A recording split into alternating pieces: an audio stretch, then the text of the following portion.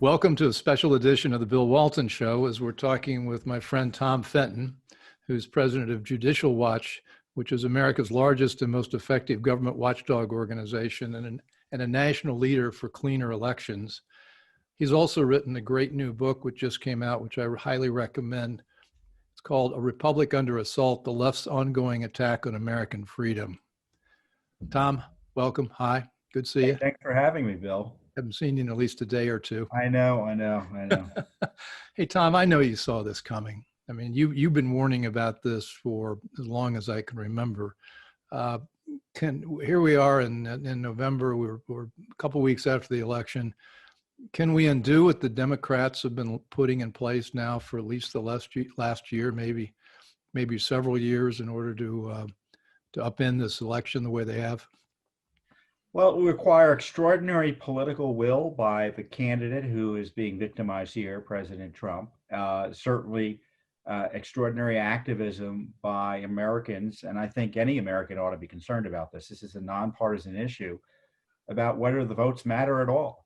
Whether elections, it doesn't matter what the outcome is going to be. It's going to be manipulated potentially in a way that essentially just negates anyone who voted. It doesn't matter if you voted for Biden or for Trump. They don't care in the end, as long as the outcome in a particular state matches what they need to get the candidate of their choice in office. And I think given what happened in Georgia and Pennsylvania, Nevada, Michigan, Wisconsin, where you had President Trump winning on election night and losing in the extraordinary and unprecedented accounts afterwards, should give pause to any of those state legislatures, and that's what the political angle is, and give pause to Congress, who in the end must bless this mess in January by approving the Electoral College slates that are put forward by the states. Well, it seems to me that President Trump needs to fight this to the bitter end. I mean, everybody I talk to, there are 70+ million Americans who are feeling pretty disenfranchised right now. You're right, the Democrats may be temporarily happy, but this can be done to them too. Or, I mean, when you let somebody else control the outcome, then you're not living in a democracy or a republic.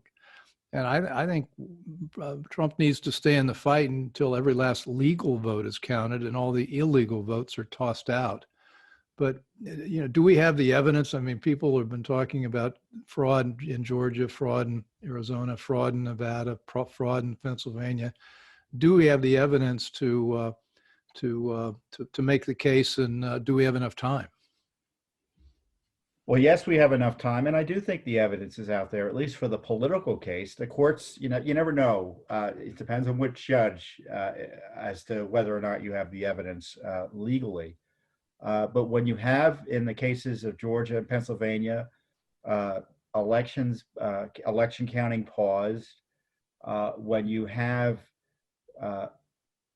mailed ballots coming in ways never seen before, counted in ways that suggest that you can't trust how they were counted, that to me is enough to question the outcome. If I were the state legislatures, I'd be asking about, can we do a do-over? Can we appoint electoral slates that are clean, in the sense haven't been infected by these counts? The allegations up in Pennsylvania where you had 600,000 ballots pointed without any meaningful observation by Republicans who are supposed to be there to watch under state law. And so how is it you can trust that outcome? I mean, you're in business. If someone engages in, runs their business with all the indicia of fraud, you can't see what we're doing, the numbers are changing, and our accounting standards change depending on what money's coming in where. What would you do as a business? You say, I can't do business here. We just have to presume fraud. And certainly that's what the IRS would do. Well, we're supposed to take these elections seriously given all this misconduct. Excuse me, but no. Well, I so agree. But in business, you can take it to a judge, and presumably you can find a judge to oversee a business dispute to give you a fair hearing. Not always, but often.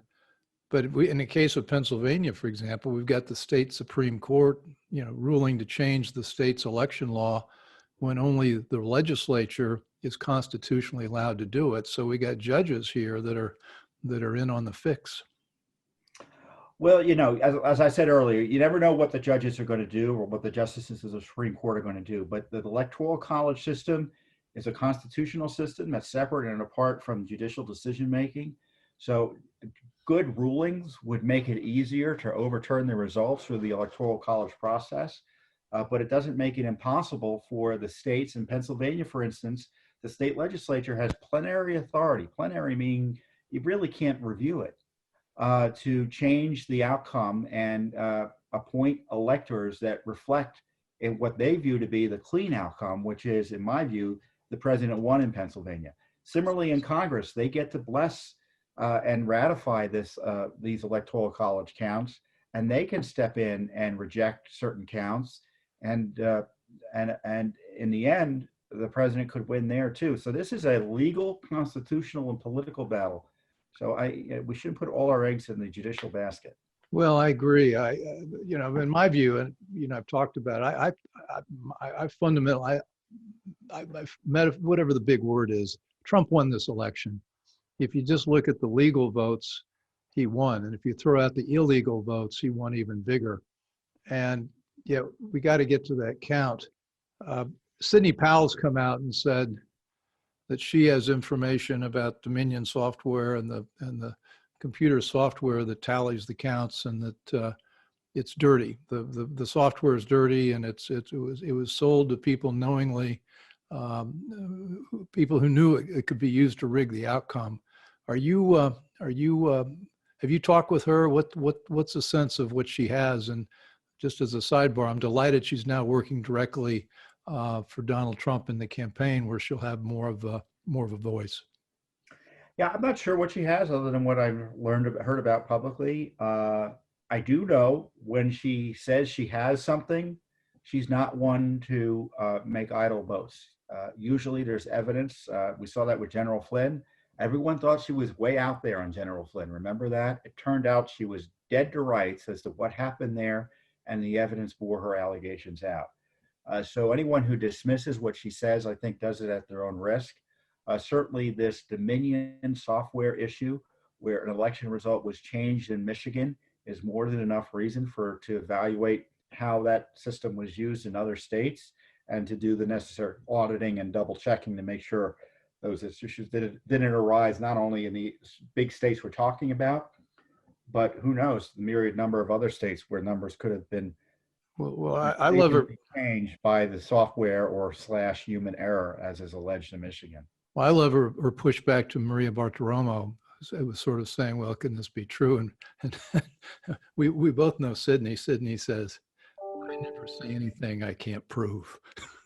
That's right. She doesn't go out on a limb because she knows she's going to be in court the next day, practically speaking. Yeah.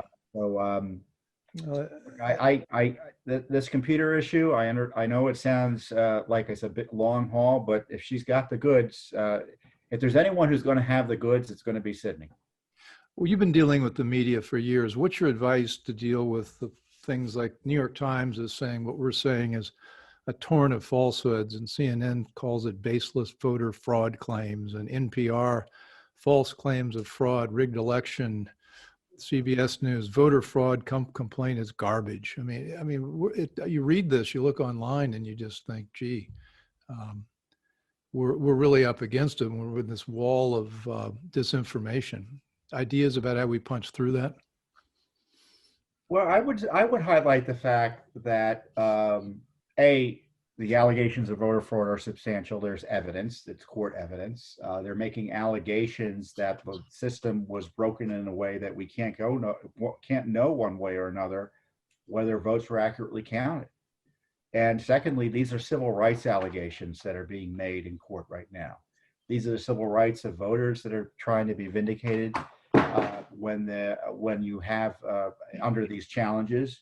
And we should be unafraid and unembarrassed to try to vindicate the civil rights of millions of Americans in terms of their core right to participate in the democracy through voting, and put the onus on them to justify why it is civil rights cases should be shut down, so Joe Biden, in theory, can get an extra 2 weeks to do his bureaucratic navel gazing that usually happens during transitions. Does your book Go ahead. politically, legally speaking, that's being impacted by this dispute being resolved in the ordinary and constitutional courts.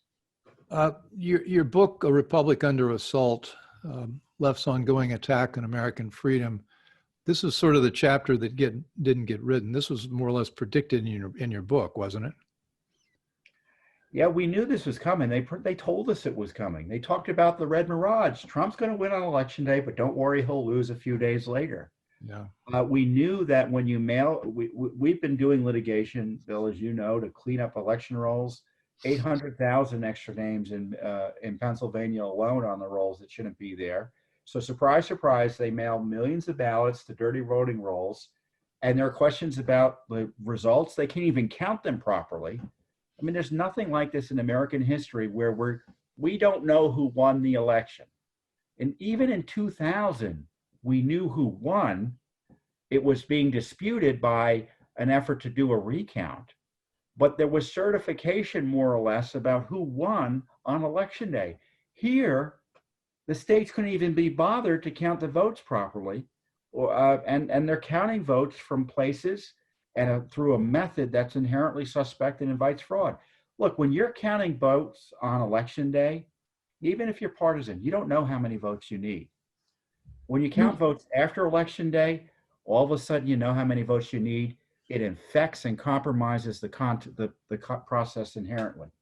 So the big thing that's different this time, there's been fraud every time. It just, some of these cases with software is egregious, but there's always been software fraud. The big difference now is is the mail-in voting. And, you know, if you're a conspiracy theorist, you almost think that people use the COVID-19 as an excuse to gin up mail-in voting, where you're voting months before the election, and then you keep counting after the election. And the sanctity of a Tuesday 8 o'clock deadline, and that's it, guys, that's gone.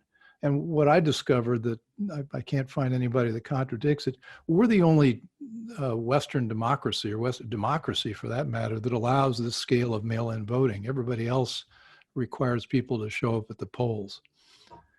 Yeah, we did too much mail-in voting before COVID. You know, many states, you don't need an excuse to do mail-in voting, but people like to vote in person. So it was increasing, the availability of mail-in voting was increasingly being used by the public, but obviously it's dramatically increased thanks to the scaremongering of the left. But it's always, every expert before Biden partisan, you know, turned to all of this, you know, kind of change everyone's views because of partisanship. Everyone used to acknowledge mail-in balloting was fraught with opportunities for fraud.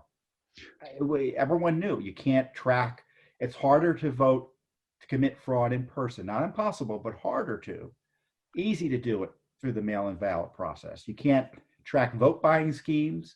You can't track fraud easily. Look, if you've got voter ID in states, all of that is being negated in large measure because you don't need voter ID when you vote in by mail. So all of that is we should endeavor to third world election security measures in this country.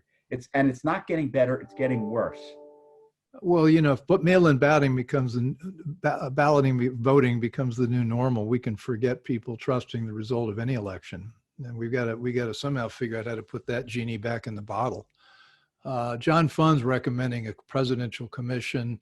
Other people talk about the Senate holding hearings or House holding rump hearings, things like that. Is there, you know, going forward, what do you suggest we do to ensure the next election is fair?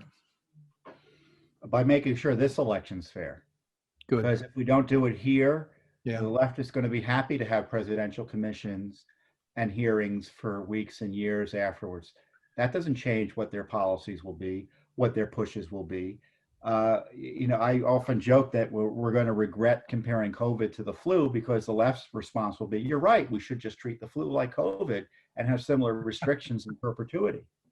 There's always going to be a reason to mail in ballots from their perspective. They don't like elections.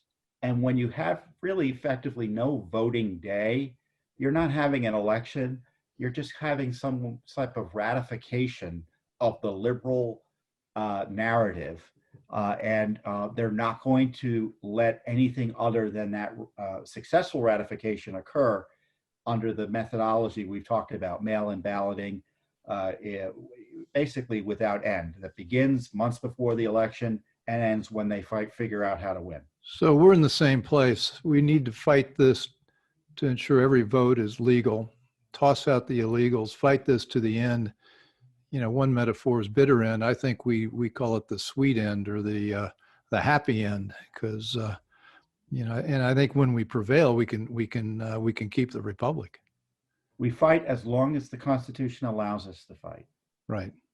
And that is at least through January, when Congress meets to ratify the Electoral College votes. Even Congress can save us here. This is terrific. Even Congress. Wait, that's a whole other show. Even we're counting on Congress to save us. Well, Tom Fitton, thank you. President of Judicial Watch, probably the most effective activist group in the country, if not the world. And Tom, you built it from not much to something very powerful. So I'm thrilled to hear what your thoughts are. And again, you've written a terrific book, Republic Under Assault: Left's Ongoing Attacks on America. So everyone should read that book, and then head down to Georgia or Arizona or Pennsylvania, where we can help people win those elections. Tom, thank you. Thank you, Bill. Appreciate the good word. Okay. Anyway, thanks everyone for listening. Of course, we'd love to hear what you think. Let us know in Parler, Facebook, Twitter, where you can find The Bill Walton Show. For previous episodes, you can find us on Apple Podcasts, Spotify, and YouTube, and of course at thebillwaltonshow.com. Thanks for listening. Want more? Be sure to subscribe at thebillwaltonshow.com or on iTunes.